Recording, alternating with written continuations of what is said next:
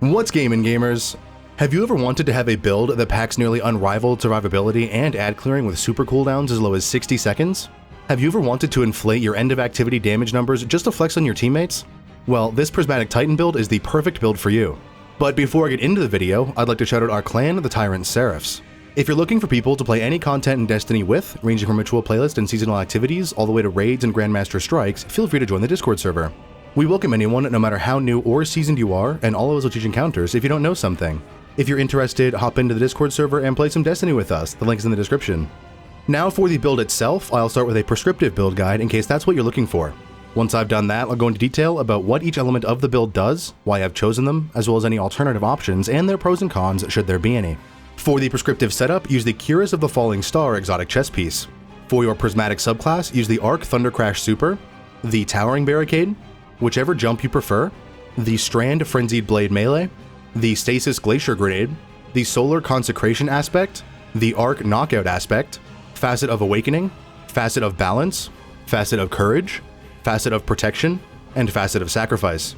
For the Episode Revenant Artifact, use the Rapid Impacts mod, the Hail the Storm mod, the Concussive Reload mod, the Conductive Cosmic Crystal mod, and the Kinetic Impacts mod. For Episode Revenant Tonics, use either the Potent or Refined Tonic of Renewing finishers. For armor stat distribution, I have 30 Mobility, 101 Resilience, 50 Recovery, 102 Discipline, 31 Intellect, and 100 Strength. For the armor's mod setup, on your helmet run 2 hands-on mods, and 1 harmonic siphon mod. On your arms, run 2 heavy-handed mods. On your chest piece, run 1 arc, 1 solar, and 1 void resistance mod. On your legs, run 2 arc weapon surge mods, and 1 recuperation mod. On your Titan mark, run 2 outreach mods, and 1 time dilation mod. For your weapons, in your kinetic slot, run the Swordbreaker Strand Shotgun from the Crota's End raid with the perk combination of Pugilist and Surrounded. In your energy slot, run the Posterity Arc Hand Cannon from the Deepstone Crypt raid with the perk combination of Pugilist and Volt Shot. In your heavy slot, run the Bittersweet Arc Grenade Launcher from Episode Revenant with the perk combination of Bait and Switch and Envious Arsenal. With the entire build setup now detailed, I'll get into describing the entire build, starting with the Cuirass of the Falling Star exotic chestpiece. Cuirass of the Falling Star has the exotic perk Glorious Charge, which will increase your Thundercrash's damage by 55%, as well as granting you a 50% damage resistance for 5 seconds after using your Thundercrash. Furthermore, any melee kill you get while amplified will grant you additional super energy based on the tier of enemy killed, with higher tier enemies granting more super energy. Cuirass increasing your Thundercrash's damage will simply make it a better super for damage phases. Pairing a good heavy weapon with Thundercrash's one-and-done nature makes this build fantastic for dealing high damage during almost any damage phase. The damage resistance it grants is also incredibly helpful, as it'll allow you to get into a safe position after having put yourself out of position by using Thundercrash itself. Cuirass's super generating capabilities are also incredibly potent. Even with the quickest of mechanic phases, you can get your super back for every single damage phase as long as you're getting melee kills while amplified. Now that you know what Cuirass of the Falling Star does, I'll get into the subclasses setup, starting with the Thundercrash Super. Thundercrash will effectively turn you into a missile, causing you to fly through the air for up to 4.5 seconds towards wherever you're aiming. While you're flying through the air, you'll have a 90% resistance to all incoming damage, and upon hitting your target, you'll deal significant damage to them. Thundercrash will also cause aftershocks every 0.75 seconds after the impact itself, which will deal damage to enemies caught within them for 4 more seconds. Overall, Thundercrash is a very simple super. Press super button, hit boss with big boom. It's not the super itself that's the major factor of this build's damage output, it's its uptime and the increased damage granted by Cuirass that gives this build its high damage potential. Next, for your barricade, the Towering Barricade will create a tall barrier in front of you for 20 seconds that absorbs all incoming damage. The barrier itself has a health pool, but they take 90% reduced damage from any non-boss enemy, allowing them to protect you for their entire 20-second duration nearly every time you cast it. Furthermore, while standing behind your Towering Barricade, you'll have a 60% resistance to all incoming splash damage, helping you to survive against enemy grenades or explosive projectiles that impact around you. The Towering Barricade is chosen as it'll grant you more melee ability energy via the 2 outreach mods on your mark than the Rally Barricade will. It'll also give you a piece of cover to hide behind, increasing your survivability in situations wherein you're forced to stand in one spot for an extended period of time. Onto your melee ability, the Frenzied Blade ability will send you forward with a strand blade, slashing enemies to deal damage to them and applying the Sever debuff to them. Frenzied Blade comes with 3 charges innately, but its cooldown is 30% slower on the Prismatic subclass than it is on the Strand subclass. Fortunately, the more charges you have available, the faster its base recharge rate will be, but this doesn't affect moment-to-moment gameplay all that much. Frenzied Blade is chosen specifically for its 3 charges and nothing more really. You won't be using Frenzied Blade itself, it's just used with Consecration. Its slower recharge rate is unfortunate, but having multiple charges available grants you multiple benefits compared to a faster recharging one-charge melee. First, when you start an encounter, you'll usually have all 3 charges at your disposal to quickly clear any enemies and build super energy fast. Second, having multiple charges allows every melee energy granting source like Ionic Traces, Stasis Shards, Facet of Balance, the Outreach Armor mod, and the Pugilist Weapon mod to work all the time. This means you won't be losing out on energy gains because your one charge is full, allowing you to be always working towards recharging your melee ability. Lastly, having multiple melee charges allows you to increase your Transcendence Grenade's recharge rate more often while Transcendent, increasing your total damage output while Transcendent. All of these reasons make Frenzied Blade an easy choice for this build. For your grenade, the Glacier Grenade will summon 5 stasis crystals in a line perpendicular to the angle from which it was thrown. These crystals will freeze any enemy nearby them when they're created and will last 15 seconds before disappearing. Destroying any of the crystals will cause it to shatter, dealing damage to nearby enemies. The Glacier Grenade is chosen almost exclusively for the fact that it's stasis and will grant you Darkness Transcendence energy when it deals damage. However, thanks to the Hail the Storm artifact mod, which I will talk more about when I go over the artifact, shattering the Glacier Grenade's crystals will cause enemies nearby to have the slow debuff applied to them. This will allow you to then proc the Conductive Cosmic Crystal artifact mod, granting your Arc and Void abilities increased damage to the slowed enemy. This is most impactful on bosses, so it can be smart to save your Glacier Grenade for use against bosses during damage phases just before you use your Thunder Crash to cause it to deal more damage. Onto the aspects. Firstly, the Consecration aspect will allow you to use your melee ability while sliding to first launch yourself in the air while sending a wave of solar energy forward 20 meters, which will deal damage and apply 40 Scorch stacks to any enemy hit by the wave. While in the air after using Consecration, you can use your powered melee input again to slam the ground, creating a second, wider wave of energy that travels forward 20 meters. This wave will also shatter stasis crystals, deal damage to non-scorched enemies, and will instantly ignite any scorched enemy. The ignition caused by Consecration is special as well, and will deal 20% more damage to all enemy combatants than a normal ignition would. Lastly, while in the Consecration animation, you'll be granted a 20% resistance to all incoming non-melee damage. Consecration is the centerpiece of this build's combat loop. Consecration is also the reason Frenzied Blade is chosen, as Frenzied Blade grants you 3 Consecration charges.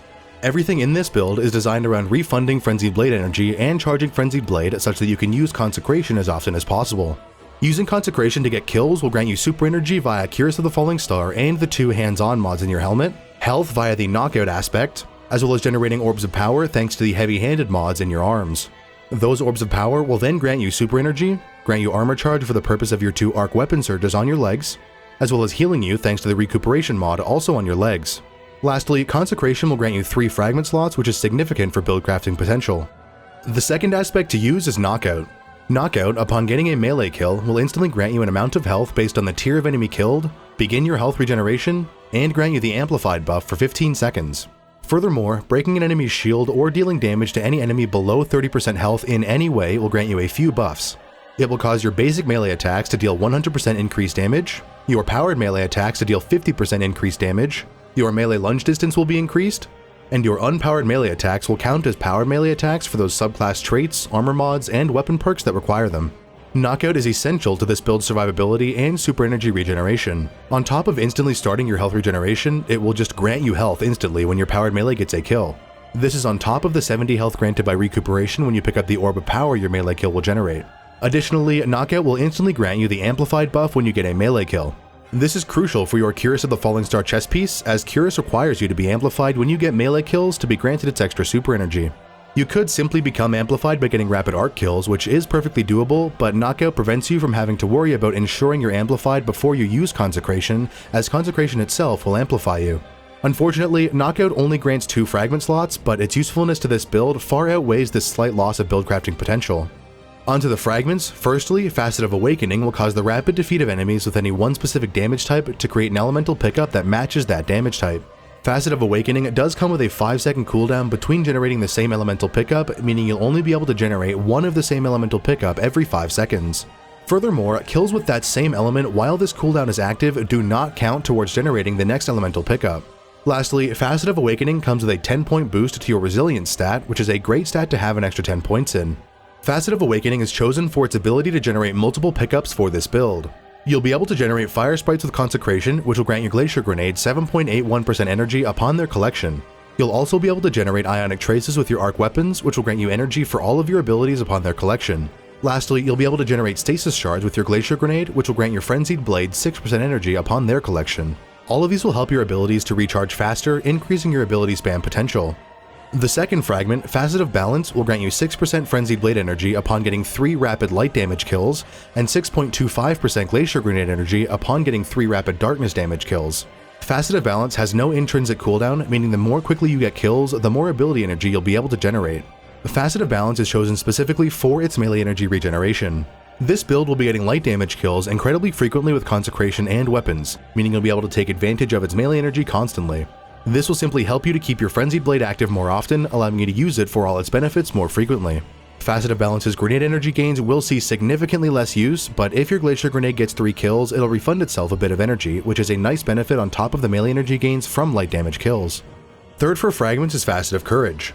Facet of Courage will cause light damage abilities to deal 10% more damage to enemies afflicted with any Darkness debuff. Darkness debuffs include Stasis Slow and Freeze, as well as Strand Sever, Suspend, and Unravel. Facet of Courage also comes with a 10-point boost to your Discipline stat. Facet of Courage is brought specifically to increase your Thunder Crash's total damage. This build will be able to slow enemies via the Glacier Grenade and the Hail the Storm artifact mod, but that's the only sorts of Darkness debuffs besides the Frenzied Blade melee, which I've already said you shouldn't be using as it is anyways. Thus, Facet of Courage won't generally increase your Consecration's damage output, but it will grant your Thunder Crash noticeably more damage. It'll also stack with the Conductive Cosmic Crystal artifact mod, meaning your Thunder Crash will deal even more damage to enemies afflicted with any Darkness debuff. Fourth for Fragments is Facet of Protection.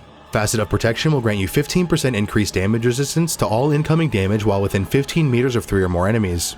Furthermore, Facet of Protection's damage resistance stacks with Transcendence's 20% intrinsic damage resistance, combining for an overall 32% damage resistance while both Facet of Protection and Transcendence are active. Lastly, Facet of Protection will increase your strength stat by 10 points, which is a nice boost for your Frenzied Blade's passive cooldown. Facet of Protection is brought specifically for its damage resistance. As this build is a melee-oriented build, you'll be near enemies often enough to benefit noticeably from the increased survivability of this damage resistance. It'll also allow you to be even more resistant to damage when procced while Transcendent, which will increase your survivability even further. The fifth fragment, Facet of Sacrifice, will cause every ability kill you get while you have any light element buff to grant you an additional 1% Darkness Transcendence energy.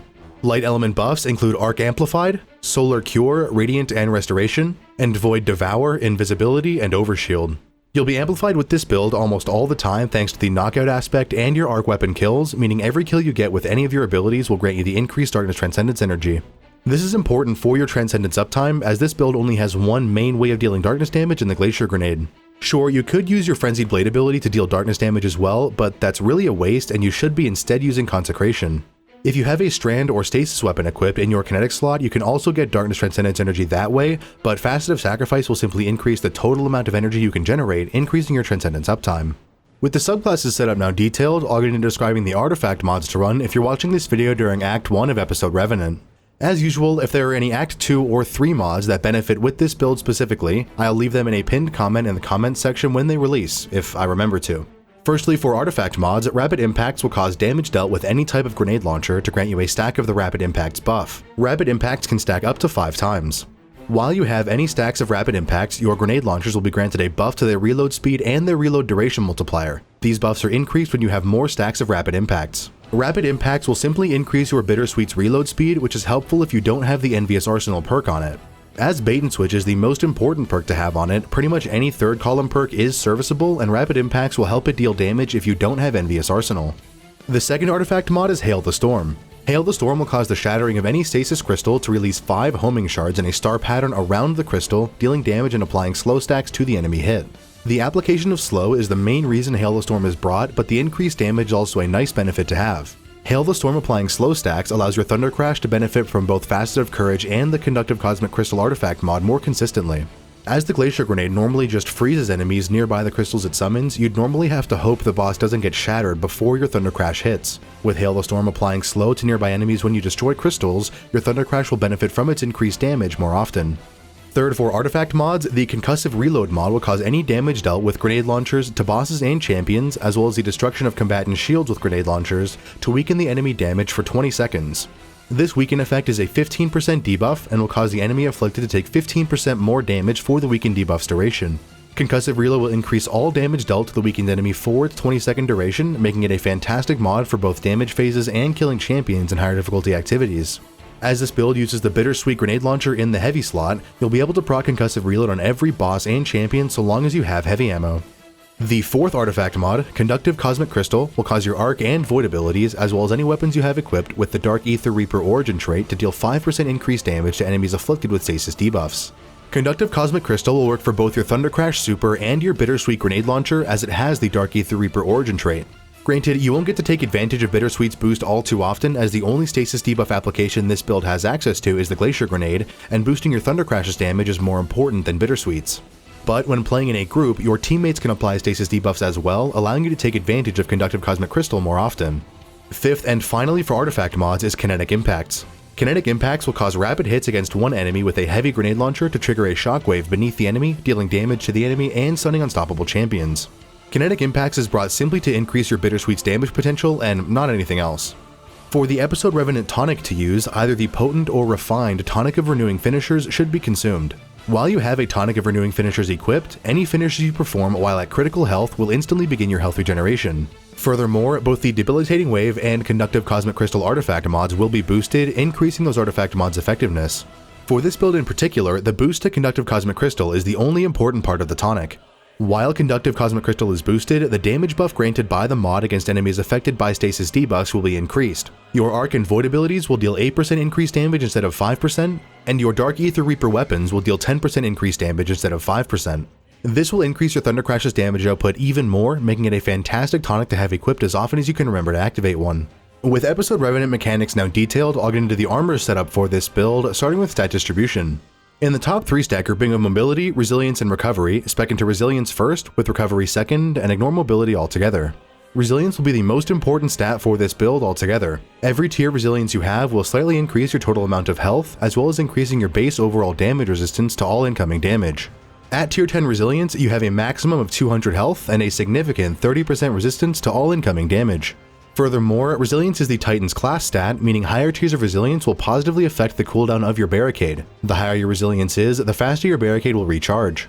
Having tier 10 Resilience grants you the maximum base health and damage resistance values, as well as lowering the cooldown of your towering barricade to a base 41 seconds. You should always be at tier 10 Resilience with this build. Prioritize it over every other stat in the game. Recovery will be the second most important stat in the top 3 grouping. Recovery dictates both the delay between taking damage and the start of your health regeneration, as well as the rate at which your health regenerates. Higher tiers of Recovery lower the delay and increase the rate of health regeneration. You won't need too many points in Recovery, as you'll be healing actively most of the time with the Knockout aspect and the Recuperation Legs mod. However, because Knockout specifically starts basic health regeneration, that health regeneration can be interrupted. Thus, having a higher tier of Recovery would be beneficial, as it will increase your health regeneration rate, granting you more health in a shorter period of time. However, I only have tier 5 Recovery, and I find it to be plenty for me personally. Third in the top 3 stat grouping is Mobility. Mobility increases your walking, strafing, and crouching movement speeds, as well as your initial jump height. It doesn't affect your sprint speed at all. Mobility is entirely unimportant for this build, especially with its amplified uptime. Amplified grants you 50 points to your mobility stat while active, meaning if, like me, you only have 30 points in mobility, whenever you're amplified you'll actually have 80 mobility. Still, try to stay at 30 points of mobility. Being at tier 3 mobility will ensure you don't miss particularly long or high height jumps. In the bottom 3 stat grouping of Discipline, Intellect, and Strength, spec into Strength first, with Discipline second, and ignore Intellect altogether. Strength will be the most important stat in the bottom 3 grouping, as it dictates the base recharge rate of your melee ability. Your melee's base recharge rate, as governed by the Strength stat, doesn't affect any active ability energy gains, and will only affect the passive recharge rate of the melee ability itself. Strength decreasing the passive cooldown of your Frenzied Blade ability means you'll have it off cooldown more often. At tier 10 Strength, your Frenzied Blade's base cooldown will be halved, letting it recharge passively twice as fast. As the melee ability is this build's main ability, having Strength as high as possible lets you use it as often as possible. Discipline is the second most important stat in the bottom 3 grouping. It will dictate the base recharge rate of your grenade ability. Similarly to Strength, your grenade's base recharge rate, as governed by the Discipline stat, doesn't affect any active ability energy gains, and will only affect the passive recharge rate of the grenade ability itself. Having Discipline higher means you'll have your Glacier Grenade off cooldown more often, allowing you to use it to apply the slow debuff to bosses more often. In my experience using this build, I've sometimes had my super generate faster than the grenade. This isn't good, as it means you won't be able to apply the slow debuff to enemies to increase your Thunder Crash's damage. Fortunately, having higher tiers of Discipline can alleviate that. At tier 10 Discipline, similarly to Strength, your grenade's base cooldown will be halved. Thus, get your Discipline as high as you can get it after you've already gotten tier 10 Resilience and Strength. Lastly, for the bottom 3 grouping is Intellect. All Intellect does is lower the base cooldown of your super. At tier 10 Intellect, your super will passively recharge 31% faster than it would at its base of tier 3. This is altogether entirely unimportant, especially given how significant this build's active super energy gains are. With armor's stat distribution now detailed, I'll get into the armor's mod setup for this build, starting with the helmets mods.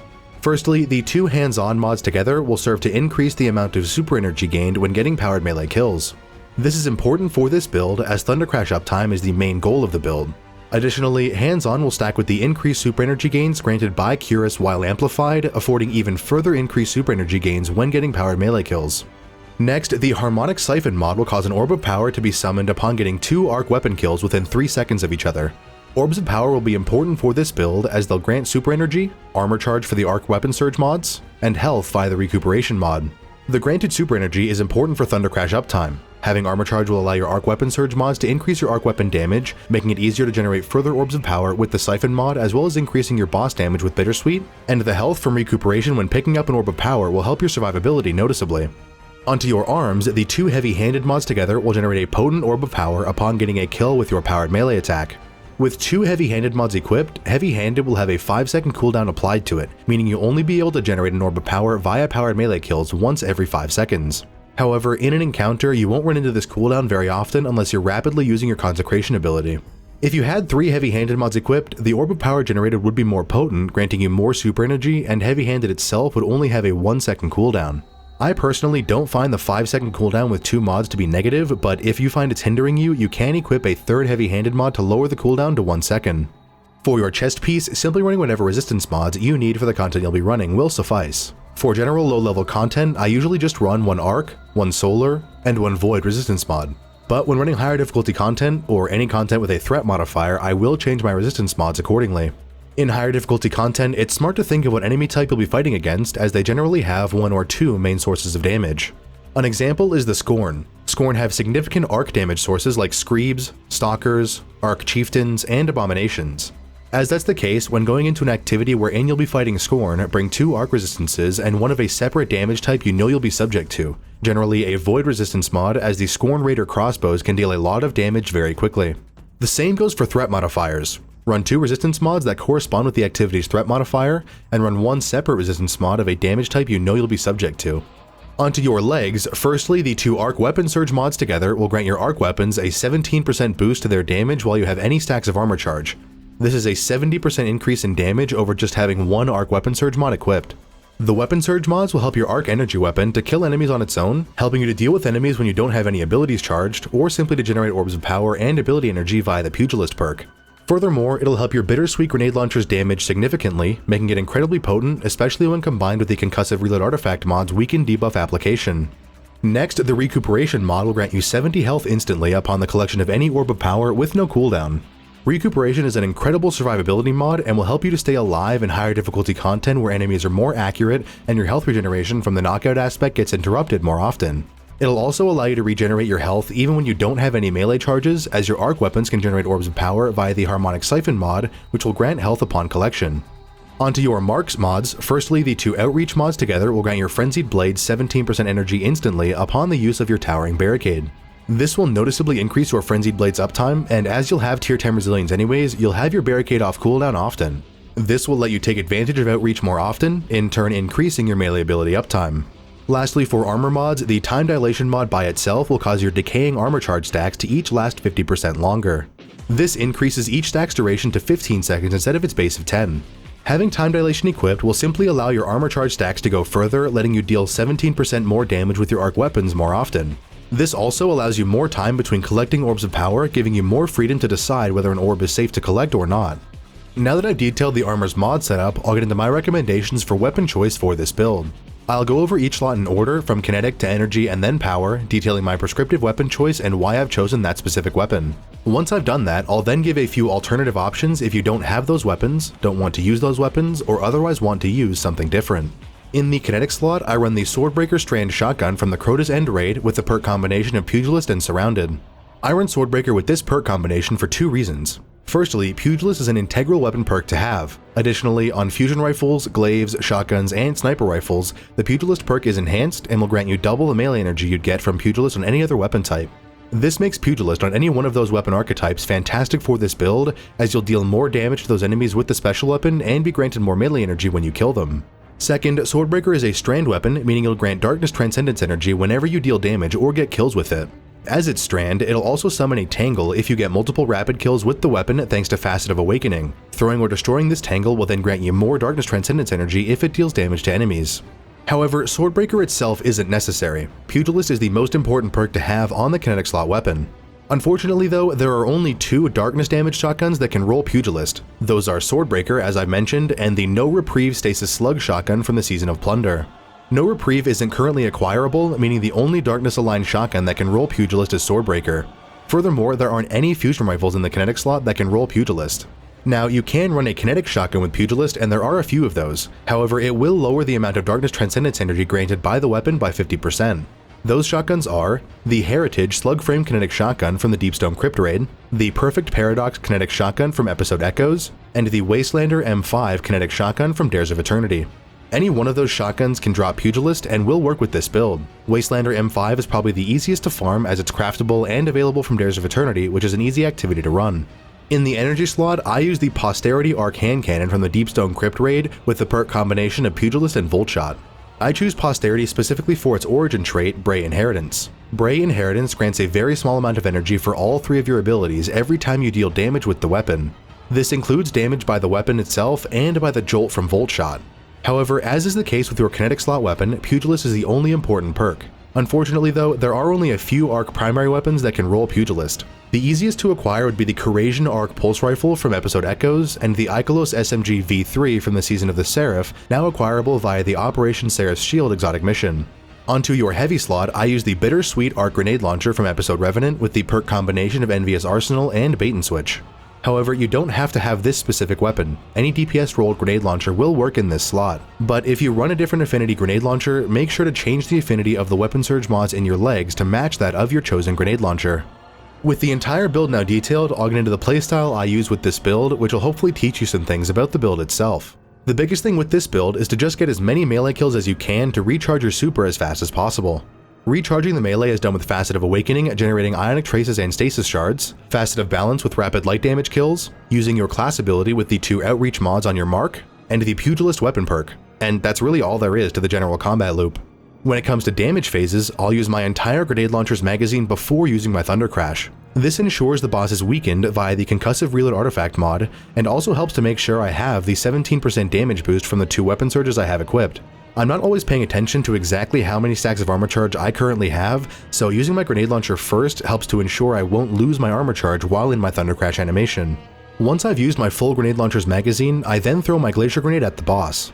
If the crystals don't shatter, I'll destroy them myself, but if you throw the grenade directly at the boss's feet, they'll generally shatter automatically. Doing this then afflicts the boss with the Stasis Slow debuff, granting me even further increased Thunder Crash damage thanks to the Conductive Cosmic Crystal artifact mod. But that's pretty much it for this build. Thank you for watching. If you have any questions, comments, or constructive criticisms, please leave them in the comments section. I read all of them and reply to all that I can. If you'd like to see more content like this in the future, consider subscribing. Lastly, if you'd like to join our clan, the Tyrant Seraphs, or simply play some Destiny with us, you can learn more about that by joining our Discord server. The link for that is in the description. Thank you again for watching, and have a great day!